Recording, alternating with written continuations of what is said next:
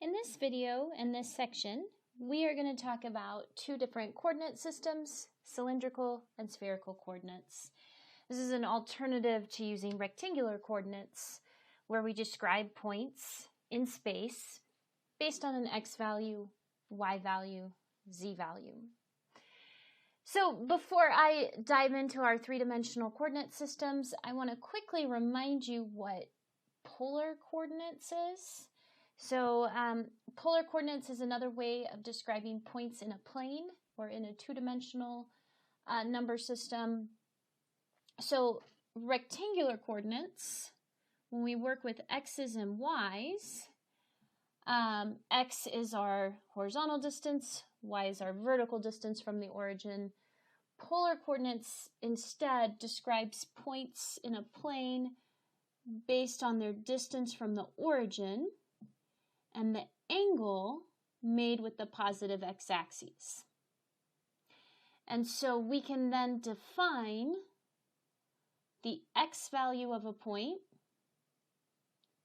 to equal r cosine theta, just using our SOHCAHTOA right triangle trig. And the y-coordinate of a point on the plane would be r sine theta, again, using this right triangle I have drawn on the screen. We can also use our Pythagorean formula to say that x squared plus y squared equals r squared. And finally, tangent of angle theta would be y over x. And so these are some important relationships that are used when talking about points in a two-dimensional plane. We can describe them in rectangular coordinates using x and y, or in polar coordinates using r and theta. Now, this distance r is technically known as a directed distance because r can be negative in polar coordinates. And if the r value is negative, it just means you move in the opposite direction from your angle, or 180 degrees from that angle.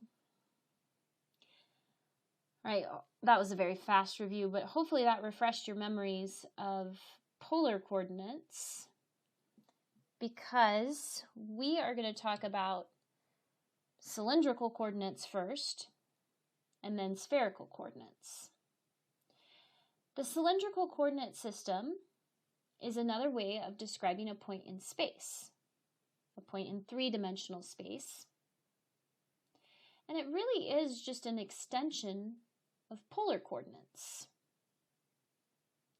So our rectangular coordinate system, oops, I didn't mean to do that. So our rectangular coordinate system gives us the point as an x, y, and z. In polar coordinates, we're going to describe every point in space using an r, a theta, and z. The z value is just the height of that point from the xy plane. So that's the same as what it is in rectangular coordinates. So the z value will be the same, but instead of using an x and a y, we're going to use r and theta. And the r and the theta that we're going to use is the exact same thing that we do in polar coordinates. They're defined in the same way. So the r is going to be the distance from the origin to where that point is over the xy plane. And theta is going to be our angle from the positive x-axis. So cylindrical coordinates is basically polar coordinates with a z value. So for that reason, the equations, the relationships between the different variables to convert from rectangular to cylindrical and vice versa are really the same things that you learned when you talked about polar coordinates. So x is our cosine theta. That's just our right triangle trig using this triangle right here in the xy plane. So x is going to be our cosine theta, y is our sine theta, z stays the same. And then we've also got our Pythagorean formula, x squared plus y squared equals r squared. And finally, tangent theta is y over x. So these are the same relationships that we had when we talked about polar coordinates. All right, so let's do an example and see how this works. Example 1 says convert the ordered triple from cylindrical to rectangular coordinates.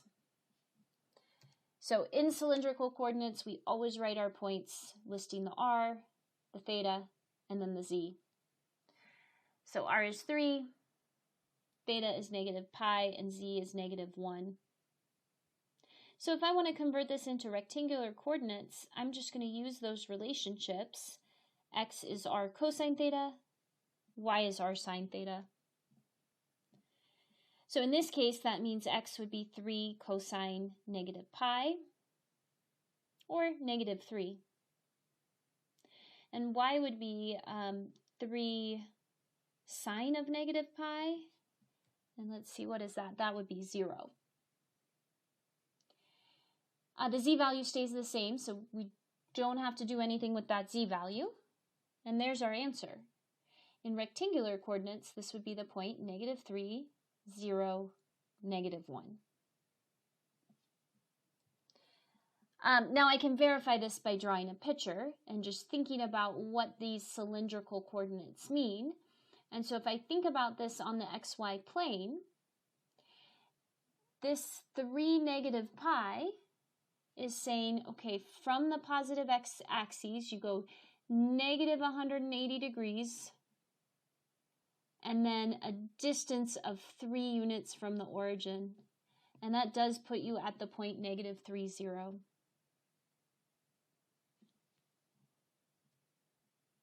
We should also be able to convert equations, and this is an equation of a surface, from cylindrical into rectangular coordinates. And so when we're trying to convert an equation into cylindrical coordinates, we're thinking about these 4 relationships I had written on the screen earlier. So we're really hoping that we can manipulate the equation given to see an r cosine theta, an r sine theta, an r squared, or a tangent theta. Because if I see any of those 4 things in my equation, I can replace it with x's and or y's.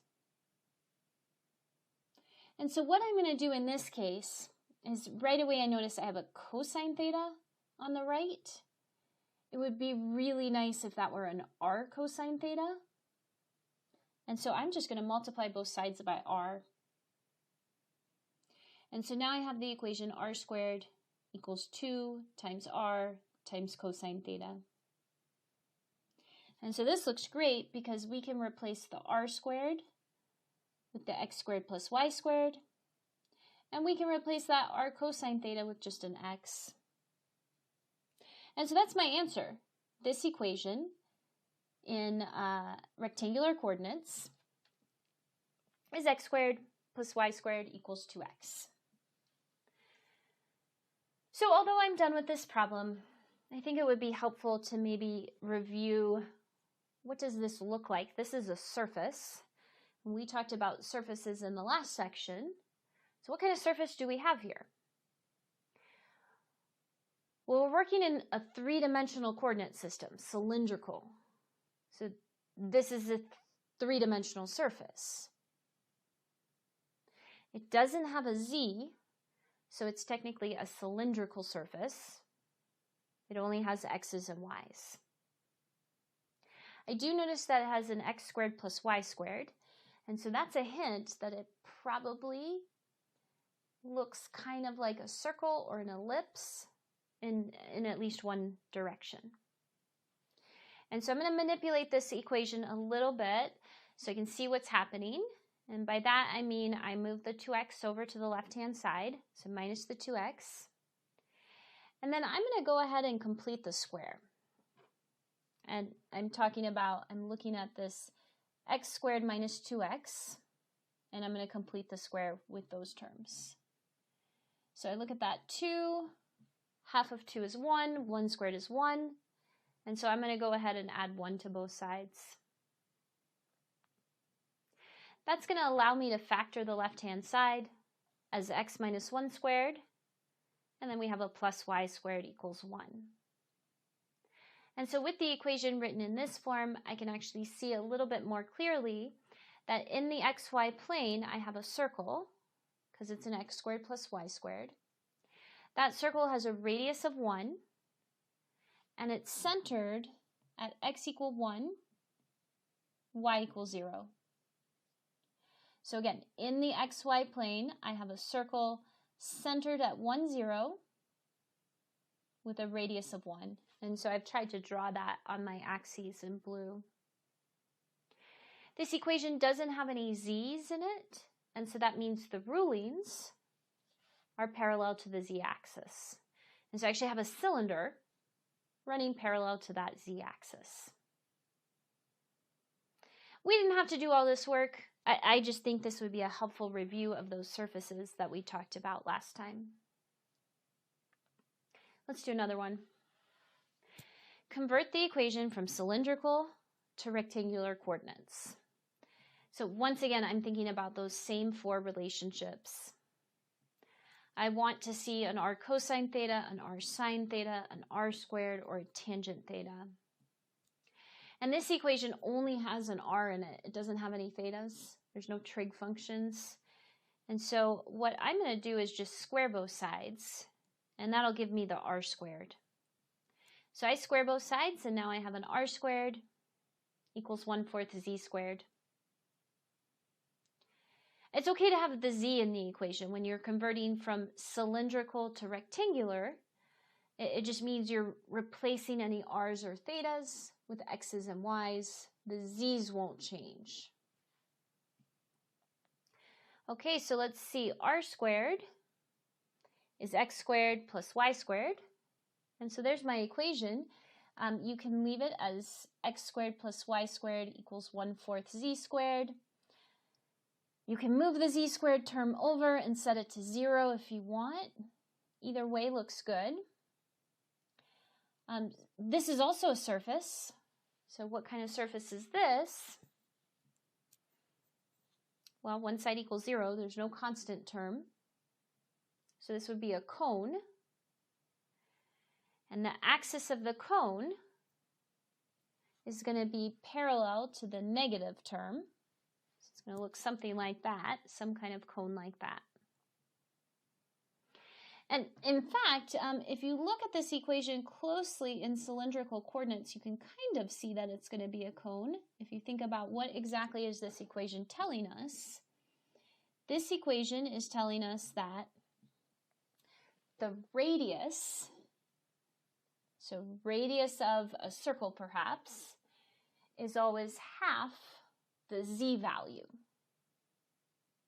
So that means if you are at, say, a z value of 2, your equation is going to be every point with a radius of 1. In other words, you're going to have a circle with a radius of 1. And when you're at a z value of 4, your equation turns into every single point with a radius of 2. And so what's happening here is as the z values get bigger, you get circles with larger radiuses. If you think about lining all those circles up, that's what's going to give you this cone. And the same thing happens when the z's are negative. You end up getting circles with larger radiuses as you go down. All right, we should be able to go in the opposite direction as well. So we should be able to convert from rectangular to cylindrical coordinates. And so here is an ordered triple. I might have said that backwards. Rectangular to cylindrical is what we're doing. So our point is in rectangular coordinates. That means x is 3, y is -3, and z is 2. So I'm going to start by finding my r. X squared plus y squared equals r squared. So plugging in the 3 and the -3, I get r squared equals 18. So r equals plus or minus root 18, or plus or minus 3 root 2.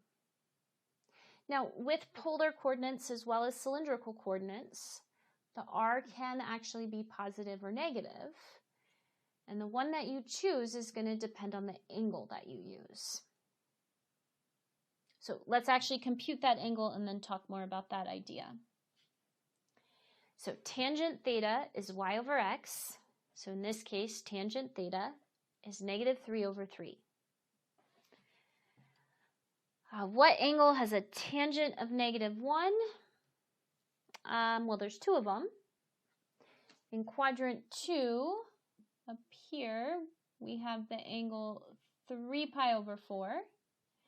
And then in, I guess it would be in quadrant 4, we have the angle negative pi over 4.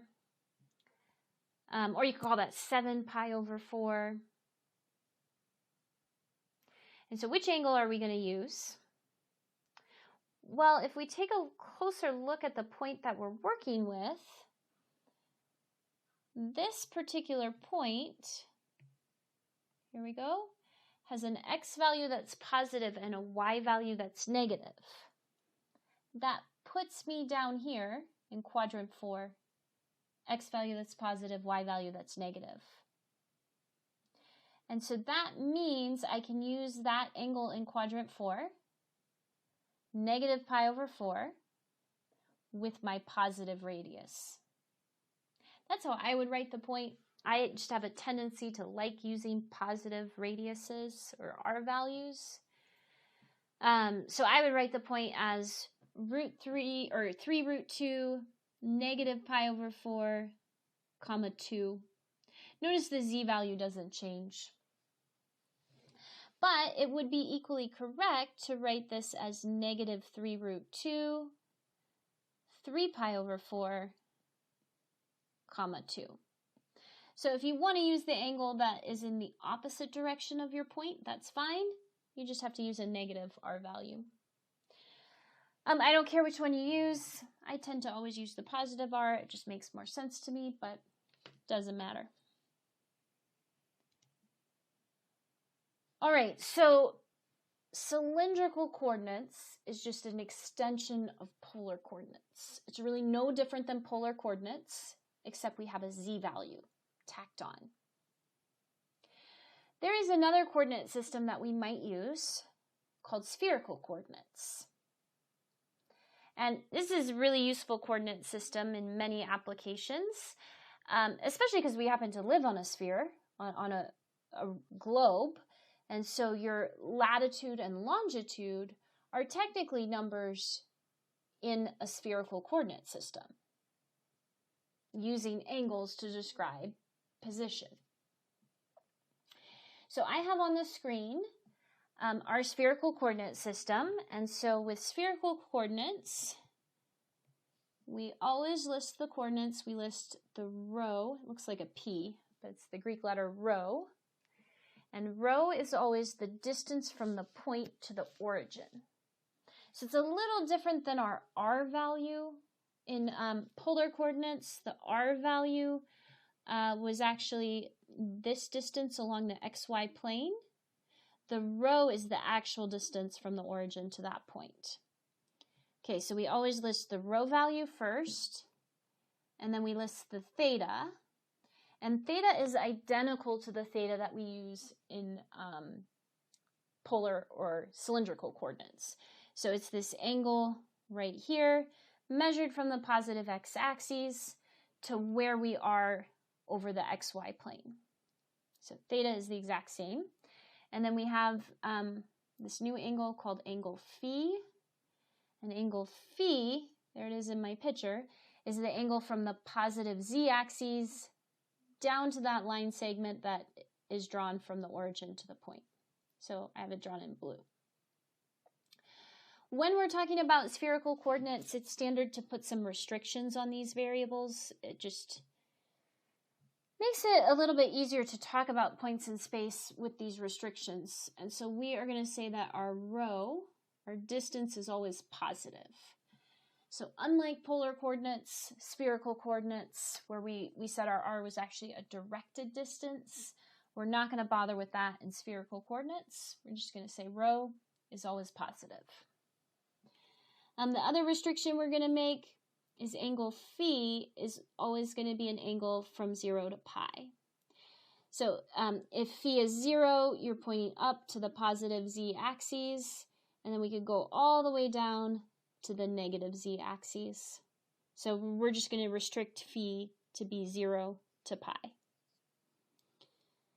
And we don't need to go past, I guess, pi or the negative z-axis, because once we get into the other side of the coordinate system, we would have different thetas, basically. All right, so I have on the screen now a bunch of relationships between r and rho and phi and x and y, z, etc. So lots of different formulas. And let me just take a minute to explain where all these formulas come from. They all come from two right triangles on my screen. I've colored them in to make it a little bit easier to see. So in blue is the same triangle we used for our polar and cylindrical coordinates. So this is the triangle in blue that's telling us, okay, tangent theta has to be y over x, x squared plus y squared is r squared, etc. There is a new triangle which I have drawn in yellow, and that triangle has a base whose length is r, a height of z, and a hypotenuse of rho. Angle phi is initially defined to be outside of that triangle, but if this is angle phi right here that I've just highlighted, we know that inside of the triangle we also have an angle phi right here, top right corner. So basically every single formula I have written on the sheet, on the slide, comes from our right triangle trigonometry and these two right triangles. So for example, I can see looking at the yellow triangle right here. So if I look at my yellow triangle, I can see that r is rho times sine theta. So that just comes from the fact that, oh, I said that wrong. It's a phi, isn't it? So you can see in this triangle, let me write it down, that sine of phi is r over rho.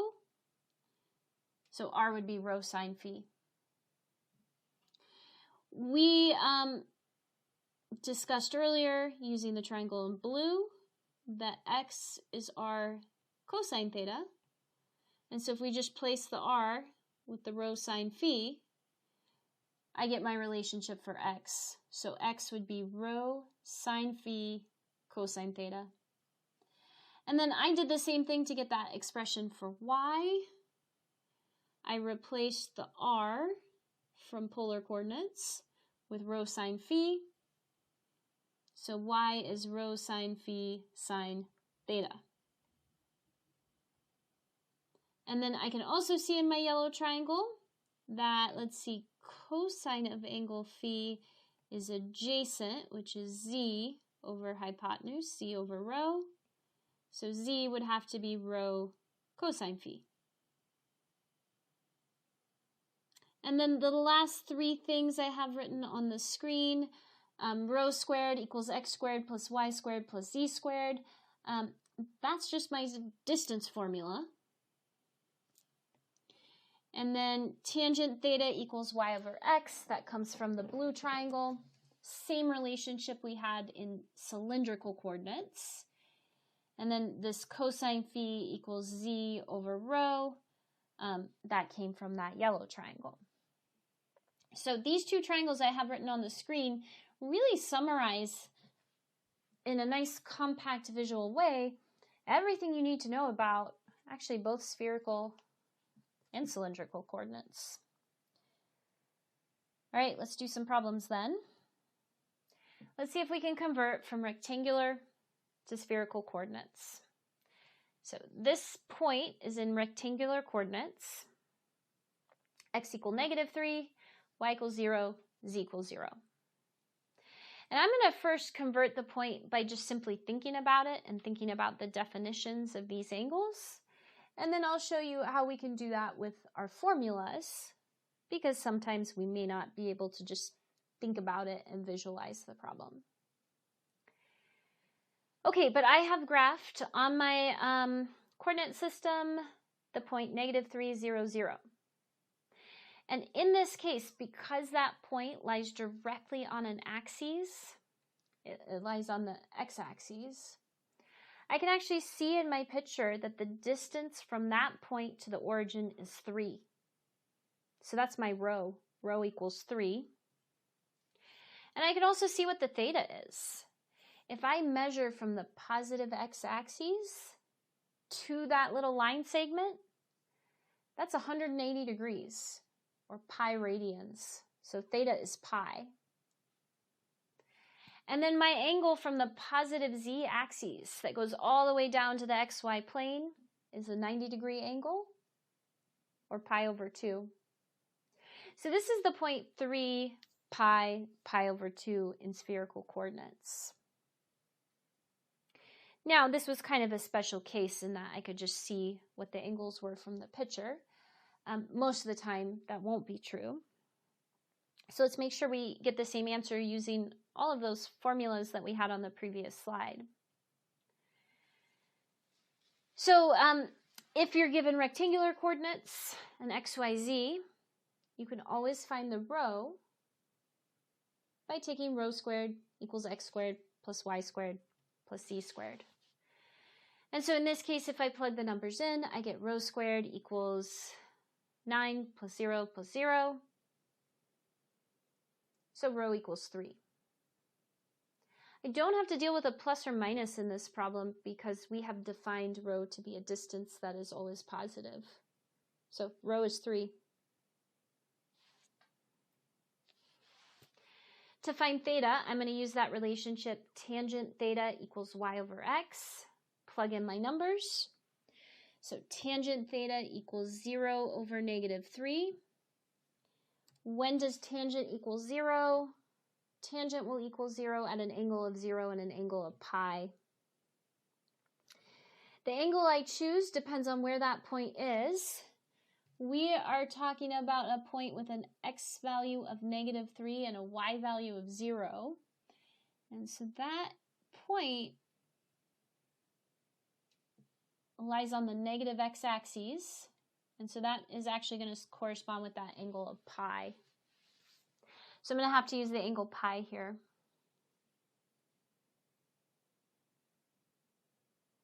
Since rho is positive, we don't have a choice of angles. It has to be the one that matches with where that point is in space. And then to get my phi, I'm going to use the relationship that cosine phi is z over rho. Z is 0, rho is 3. So when does cosine equal 0? Technically, there's two places where cosine is 0. Cosine is 0 at pi over 2, and then down here at 3 pi over 2. But we have defined phi to only be angles between 0 and pi. And so that means when you're finding your phi, you don't have to worry about the bottom half of the unit circle. It's going to be that pi over 2. All right, so there's my point, 3 pi over 2. We can also convert equations from rectangular to spherical coordinates and vice versa. And so here's an equation, x squared plus y squared minus 3z squared equals 0. This is a cone. There's no constant term. The z squared is negative, so I guess it's a cone with an axis in the z direction, parallel to the z-axis. Okay, but we're trying to convert this into spherical coordinates. So one option that you always have is you can just replace the x with the rho sine phi cosine theta. You can replace the y with the rho sine phi sine theta, and replace the z with the rho cosine phi. And then you'll have quite a bit of work, not too bad, but some work to do to simplify that. I'm guessing there'll be some Pythagorean identities you can use, some sine squareds plus cosine squareds, and you can simplify this down. So that's always an option you have. But you can save a little bit of time if your equation happens to have an x squared plus y squared plus z squared, you can actually just replace that with a rho squared. And so that's what I'm going to try to do, is I'm going to try to manipulate this equation so that I can have an x squared plus y squared plus z squared, because then I can just replace that with a single term, rho squared. And so I went ahead and I actually just moved the 3z squared to the right-hand side, and then I am going to add z squared to both sides. Because now I have an x squared plus y squared plus z squared, and I guess equals 4z squared. And by doing this, I'm able to replace that left-hand side with rho squared. So that's exactly what I'm going to do. I'm going to replace the left-hand side with rho squared. And then I can actually replace the z with a rho cosine phi. So it becomes a rho cosine phi quantity squared. So now I have the equation rho squared equals 4, I guess rho squared cosine squared phi. And I'm going to try to simplify this as much as possible. So I can definitely divide both sides by rho squared, and I'm just left with 1 equals 4 cosine squared phi. Then I can divide by 4, so this simplifies down to cosine squared phi equals 1/4. And I guess we can square root it. Square root of 1/4 is 1/2. So cosine of phi equals plus or minus 1/2. And so when do we have a cosine of 1/2? Again, because phi is always between 0 and pi, when you're working with phi, you don't have to worry about the bottom half of the unit circle. You can just ignore it. So that's nice. So just thinking about the top half of the unit circle, when does cosine, the x value, equal positive 1/2? That happens when phi is pi over 3 or 60 degrees. And then we can think about, when does cosine theta equal negative 1/2? That occurs when phi is 2 pi over 3. So these two equations, phi equals pi over 3 and phi equals 2 pi over 3, is how I can write this cone in spherical coordinates. So it simplifies down quite a bit. And in fact, what these equations are telling us, they are describing the shape of a cone, because the first equation is saying, okay, our surface is all points that make an angle of pi over 3 with the z-axis. And so that equation, phi equals pi over 3, is describing the top half of this cone. So the top half of this cone is every single point that makes an angle of pi over 3 with the positive z-axis. And then the bottom half of the cone comes from the equation phi equals 2 pi over 3. The bottom half of the cone is all of the points that make an angle of 2 pi over 3 with the z-axis, positive z-axis.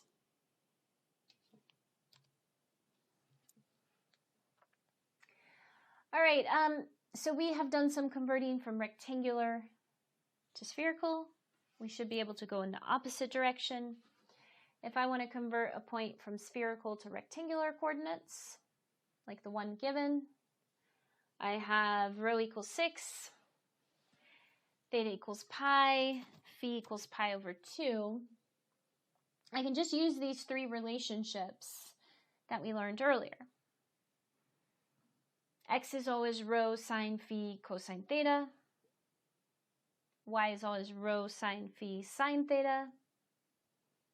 And z is always rho cosine phi. So I can just plug the numbers in and compute. So using these formulas in this specific case, I get x equals 6 sine of pi over 2, cosine of pi, and that turns into a negative 6. Y equals 6 pi over 2 sine of pi. That becomes a 0. Z equals 6 cosine pi over 2. That is also 0. So in rectangular coordinates, this is the point negative 6, 0, 0. So spherical to rectangular, we just plug the numbers in and compute. What about taking an equation from spherical to rectangular coordinates? Well, this equation, theta equals pi over 4. The only equation I have that deals with a theta when I'm working in spherical coordinates is this tangent theta equals y over x. And so that's the relationship I want to try to use, because this equation has a theta in it. So I'm going to take tangent of both sides of my equation. So I have this equation, theta equals pi over 4, and I'm going to take tangent of both sides. So tangent theta equals tangent of 3 pi over 4, and 3 pi over 4 is in quadrant 2, so its tangent is negative 1. We can replace the tangent theta with y over x. So y over x, that should be negative 1, equals negative 1, which means this simplifies down to y equals negative x. Y equals negative x is a plane in three-dimensional space. So it doesn't have a z in it, which means it's a plane that just runs parallel to the z-axis, but kind of at an angle. Try to draw it for you. So this is the line right here. This is supposed to be the line y equals negative x. And then we have a plane that runs in that direction for all values of z.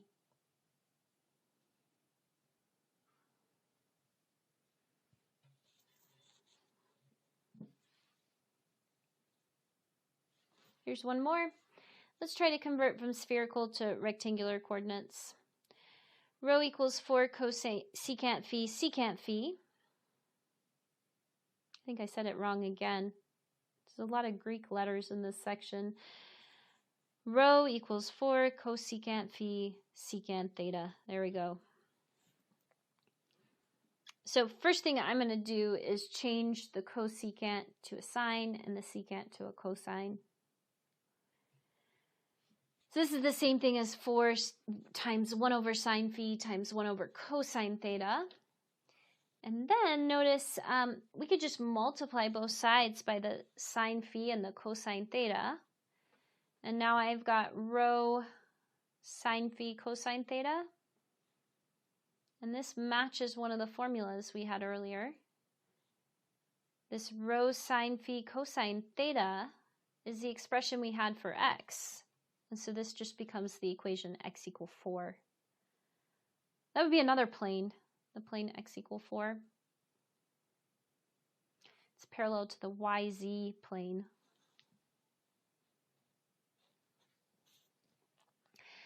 Finally, so far we've just done practice going back and forth from rectangular coordinates into our new coordinate systems. But we should be able to convert something from spherical to cylindrical and vice versa, cylindrical to spherical. And to do that, really everything you need to know is in that triangle I have drawn on the left side of the screen. So we can use the following relationships. The fact that r equals rho sine phi and z equals rho cosine phi if we want to find cylindrical coordinates. And then I guess if we want to find spherical coordinates, we can use the fact that r squared plus z squared equals rho squared. And we use that same fact that cosine phi equals z over rho adjacent over hypotenuse. The theta stays the same in these coordinate systems, so we don't have to worry about that. But all of these relationships just come from this right triangle that I have drawn on the screen. So let's see how that works in a couple of examples. Let's start by converting from cylindrical to spherical.